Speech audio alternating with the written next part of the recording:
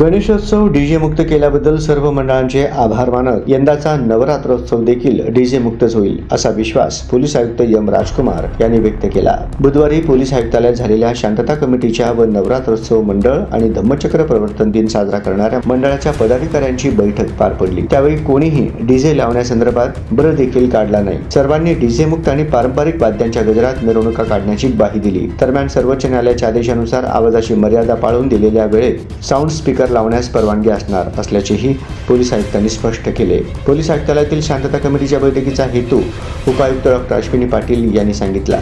त्यानंतर महावितरणच्या अधिकाऱ्यांनी सर्व मंडळांना अधिकृत वीज कनेक्शन घेण्याची सूचना केली। तत्पूर्वी मध्यवर्ती नवरात्रोत्सव मंडळाचे पदाधिकारी विजय पोकाळे, सार्वजनिक मध्यवर्ती नवरात्रोत्सव मंडळाचे अध्यक्ष ब्रह्मदेव गायकवाड, शिवानंद सावळकी यांच्यासह ॲडव्होकेट प्रशांत कांबळे, विष्णू कारंपुरी, रूपा भवानी मंदिराचे मल्लीनाथ मसरे, माजी उपमहापौर दिलीप कोल्हे, युवराज पवार, विक्रांत गायकवाड, सुशील सरवदे आदी उपस्थित होते।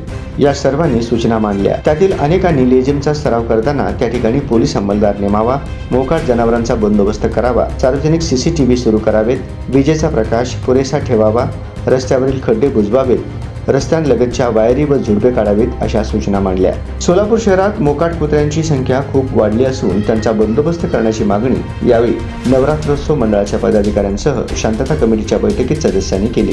सोलापूर शहरात 9 मध्यवर्ती नवरात्रोत्सव मंडळे असून त्याअंतर्गत 193 मंडळांकडून देवीच्या मूर्तीची प्रतिष्ठापना केली जाणार आहे। उत्सव शांततेत व आनंदात साजरा व्हावा यासाठी शहरात पोलीस बंदोबस्त नेमला जाईल असेही पोलीस आयुक्तांनी यावेळी सांगितले।